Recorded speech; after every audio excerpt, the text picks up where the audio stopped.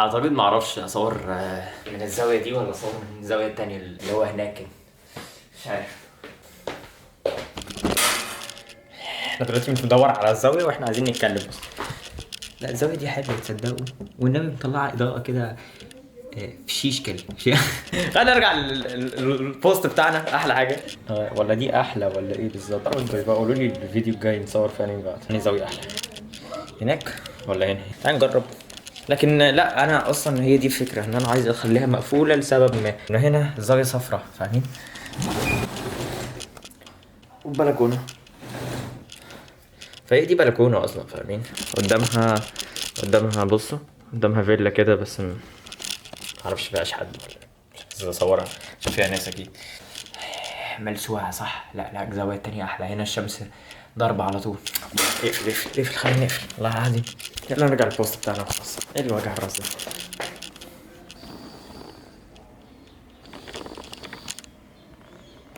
هعمل لها فيديو يا جماعه. يعني انا عارف ان انتم ما تعرفوش ان انا اشتريت كاميرا، لكن انا الفيديوهات اللي فاتت دي كلها قعدت اصورها بالكاميرا، واعتقد الجوده، اعتقد الكواليتي فارق صح. يا رب الفيديوهات اللي فاتت تكون عجبتكم.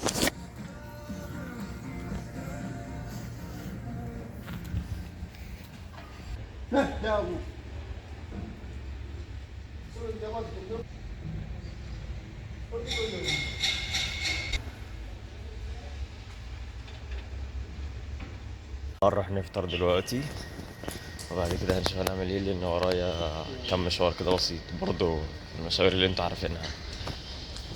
جيم، سوبر ماركت، حاجة بنك تاني، حاجة بسيطة انت عارفها، مش هصورها تاني يعني.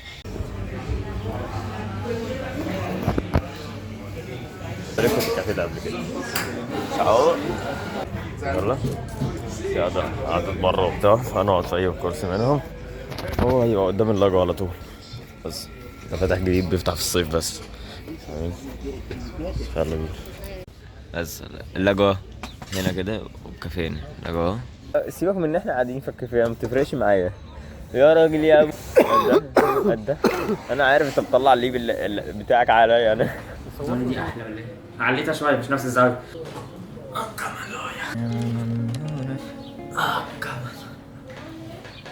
شايفيني فوق صح؟ حاسس ان شايفيني فوق، مش عارف اريح كده ولا خليني اشوف. يعني الفرق بقى ان انا نقلت الزاويه شويه، والنبي ما فرق حاجه. خلينا نرجع المهم، يعني خلينا نتكلم في المهم دلوقتي. بصوا انا طالع اصلا النهارده على حاجتين. اول حاجه كده حاجتين انا طالع اول حاجه كنت متفق مع نفسي في الاول، شمس ضربه في عينيا. انا طالع عشان حاجتين، كنت متفق مع نفسي في الاول عشان انا هنزل كل اسبوع فيديو. شايفيني صح؟ يا رب. انا زهقت، عدى اسبوع والفتره دي يعني الاسبوع اللي فات ما صورتش، فالفيديو ده في الاسبوع ده هصور 3 فيديوهات، فطلع ده اول سبب انا طالع اعمل الفيديو ده. تاني سبب انا هرد على سؤال كان اتقال لي عليه، وحرفيا بيتسال لي كتير جدا اقسم بالله، بعيدا على اليوتيوب، بعيدا في كومنتات، لكن خلينا نطلع نرد عليه، واللي مهتم برضو يكون عارف الاجابه بتاعته. وجهه نظري انا كادم، يعني مش هتكلم على حياتي، هتكلم في العاميه عموما. دخل عندي على الانستجرام وبعت لي رساله وقال لي فيها السؤال ده جاوبه بالفيديو ده. اللي مش عندي على الانستجرام، والله بنزل ستوريات كتيره جدا، وبنزل ستوريات يومي بيبقى ماشي ازاي. يوتيوب بنزل مرتين في اسبوع، انستجرام بنزل كتير جدا، فاللي مهتم يخش الانستجرام بتاعي، اللينك موجود تحت في الديسكربشن، خش فوق رد على كل سؤال بيجاوبني عليه، بعيدا ان انا جاوبت عليه وكل حاجه، لكن هرد برضه على السؤال لان انا جاوبت عليه مباشر. هو واحد تاني مش مهتم مثلا، السؤال اهو. المهم يعني هقول لكم السؤال ده. السلام عليكم، بدايه كده انا بحب شخصيتك، تسلم يا حماده، وبحب فيديوهاتك، وعاجبني نظام حياتك، كن انت احسن مني بعيدا عن اي حاجه. اللي بيتصور مش هو 100% من حياتي، اللي بيتصور يوم من ايامي اللي انا بعيشها، فما تقصش حياتك على حياة شخص تاني. ودي اول حاجة ممكن افهمها لك، ما تقصش حياتك على شخص تاني، لان انت ممكن تكون حياتك فيها حاجات كتيرة جدا حلوة وانت مش شايفها، بسبب ان انت شايف حد على اليوتيوب او حد بينزل فيديوهات، بيصور، بيعمل مونتاج، بيعمل حاجات كتيرة، بيطلع كل حاجة حلوة بس في اليوم، لو انت حياتك شايف انها وحشه فما تقصش حياتك على حياه الناس تانية عشان ما تتضايقش او تحس ان انت حياتك ملهاش قيمه. انت حياتك ليها قيمه، في حاجات كتيره جدا انت ما تعرفهاش ممكن انت بتحبها جدا. فقدر كل لحظه انت بتعيشها حتى لو صعبه، لانه هي دي الحياه في الاخر. انت يومك بيعدي، يوم ده من حياتك، فاستغله صح. حب يومك جدا. ما تسيبش ولا ساعه في يومك من اول ما تصحى، من اول ما تقوم من السرير، ما تسيبش ولا ساعه في يومك غير وانت عارف انت هتعمل فيها حاجات كتيره. فاهمني؟ اكتب اول ما تصحى، اكتب انت عايز تعمل ايه وابدا. فاهم؟ دي ربع السؤال. انا هجاوب على السؤال بالشكل ده لانه خلينا نجاوب واحده واحده. وعاجبني نظام حياتك هنا في ايطاليا. زي ما قلت لك تعمل ايه؟ قالي حوالي سنه. ممكن تقول لي ازاي احسن من نفسي في اللغه وتفيدني باي نصيحه عن الحياه في ايطاليا. هو اعتقد انت شفت السؤال هنا صح؟ دلوقتي صورت صور الفيديو زي ما انت شفت. جاوبت على لحد ما سؤال من الثلاث اسئله اللي انت سالتهم. حاجه، انت باقي لك سنه في ايطاليا وعايز تتطور في اللغه. انا مقتنع جدا انت ممكن في فتره بسيطه جدا تطور من نفسك، ده لو انت عايز. بس مزعجه بره، مش عارف تسمعني ولا لا. لكن هكلمك في فكره ازاي تطور من نفسك. ده مش معناها ان انا 100% في اللغه، مش حاجه كده تحفه يعني، ماشي. لكن بتكلم، بتعامل، فاهمين؟ بتكلم باللغه، بعيش باللغه، انا تمام في اللغه. انا هقيم نفسي في اللغه اللي هو 70% 80%، اللي هو انا تمام يعني. انا لو قعدت ابص لنفسي من اول ما جيت ايطاليا لغايه دلوقتي فانا في فرق شاسع. لكن هنتكلم فكره ان انت ازاي تتطور باللغه. انا بتعامل انا من وجهه نظري معها كتير من الناس، لكن انا مش مقتنع بيها من وجهه نظري انا كادم. اسمع من ناس كتيره بيقول لك اتفرج على افلام، اسمع اغاني ايطاليه. انا ما بي انا من وجهه نظري انا ما بتعلمش اللغه بالشكل ده، لان انا لو سمعت اغاني ايطاليه ما بتعلمش منها، ولا لو اتفرجت على افلام بتعلم من اللغه الايطاليه كده. ممكن انت تسمع اغاني ايطاليه وتتعلم، وممكن تتفرج على افلام وتتعلم. ملهاش علاقه بيا وليها علاقه انت هتفهم ازاي او قصدك. انا بفهم بحاجه واحده بس، وهي الحاجه الوحيده اللي هقدر اتعلم بيها الايطالي انا كادم، وعارفها عشان كده بتعامل بيها. فاهم؟ المفروض انت لازم تعرف انت ايه اكتر شيء تقدر تتعلم بيه الايطالي وتعمله على طول. فاهم؟ لو انت بتحب تسمع اغاني ايطاليه وعارف ان انت تتعلم اللغه بالاغاني الايطاليه فانا تمام، انت هتتعلم كده. فاللي هو تمام، اتعامل على طول كده واسمع كتير قوي. انت تتفرج على افلام، تتفرج لك على فيلمين في اليوم او فيلم في اليوم. لو حاجه بعيدا عن الاثنين زي كده فانا بتعامل فكره ان هو انا لازم اتكلم مع واحد ايطالي حتى لو مش فاهم، لانه الايطاليين هنا حاجه جميله جدا. احسن حاجه ان هو لو انت مش عارف كلمه او حاجه هم بيصححوها، ما بيضحكوش عليك، ودي حاجه جميله جدا. ده اللي ساعدني انا كادم ان انا اتعلم اللغه. بعيدا انا اول ما جيت ايطاليا انا فعلا ما كنتش عارف حاجه. بعيدا اتعلمت، قعدت سنتين في المغرب بتعلم اللغه، وبجد كانوا ما فادونيش باي حاجه. جيت هنا ايطاليا ولا كاني اي حاجه. ده اجابتي على السؤال الثاني. عارف ان انا برغي كتير وحاجه مصيبه. بص يا جماعه، بص اعتقد ده اللي بيخليني اروح الجيم. احب الجيم. عارف لما بتحب الجيم تحس ان انت بتروح كده تطلع كل الطاقه. لو انت بترجع البيت تستحمى ومش قادر تعمل اي حاجه، فدي احلى احساس عموما. طورت.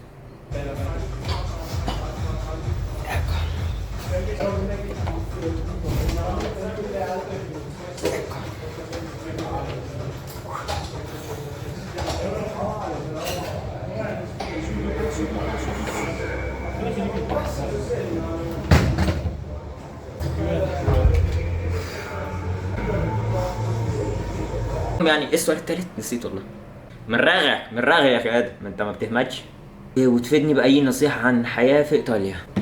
بص، انا هقول لك وجهه نظري يعني، بعيد ان انا كمان ببقى محتاج افاده من الناس. احنا في الدنيا اصلا بنفيد بعض. زي ممكن انا عارف حاجه انت ما تعرفهاش، وانت ممكن تكون عارف حاجه وانا ما اعرفهاش.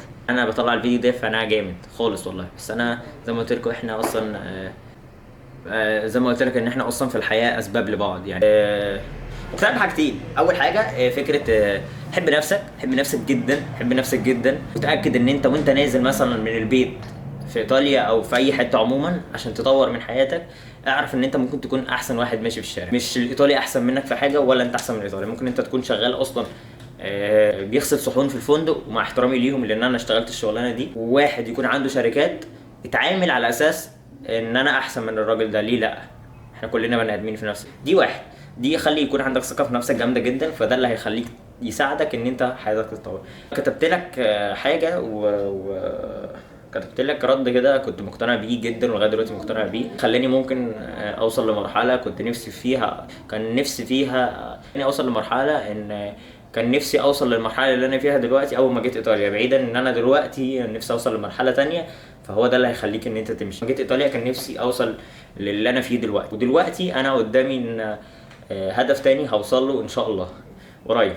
فانت فكر بالشكل ده. انت دلوقتي اول ما جيت ايطاليا اللي كان نفسك اول ما جيت ايطاليا انت حققته ولا لا؟ لو ما حققتوش اجري عليه لغايه دلوقتي مهما حصل. مهما حصل فكره ايه، انا مقتنع انه الناس اللي بتيجي تقول لك لازم اول ما تيجي ايطاليا جمع فلوس ومش جمع فلوس وبتاع، طب انت، انا مقتنع بكلمه ومودياني في داهيه، لكن انا مقتنع بيها وما اعتقدش ان انا اغيرها. انت عايش مره واحده، انت لو الفلوس اللي جمعتها دي مت بكره انت استفدت بيها ايه؟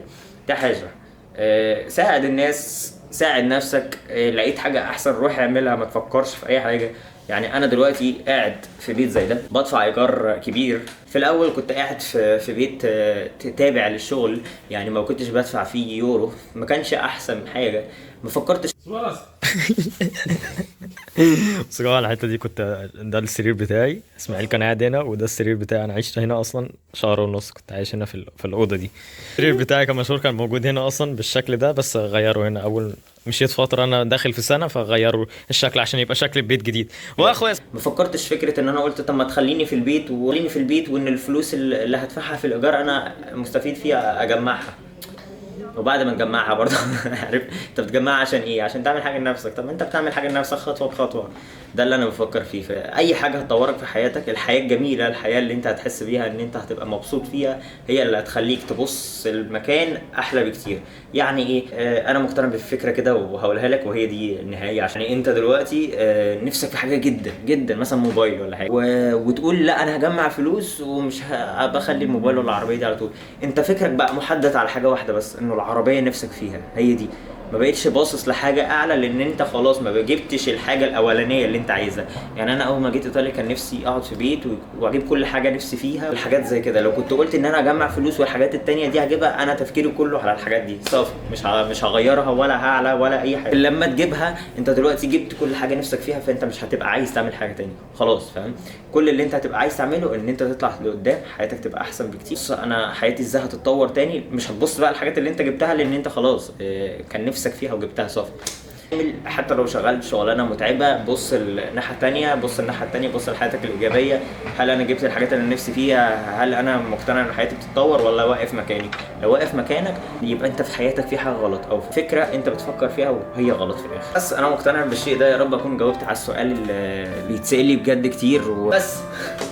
يا رب الفيديو عجبكم. الفيديو هيبقى بسيط جدا، 5 دقايق ولا حاجه، يا رب يكون 5 دقايق بس بقى. تنسوش بقى تعملوا لايك شير سبسكرايب، فعلا حاجه زي الجرس عشان تعرف كل جديد. قولوا لي الزاويه دي هتبقى احسن ولا الزاويه اللي انا بصور بيها على طول. بس الفيديو الجاي هيبقى عباره عن يعني اجهزوا. يا رب الفيديو هتعجب، يا رب الفيديوهات تعجبكم. استني رايكم الجميل.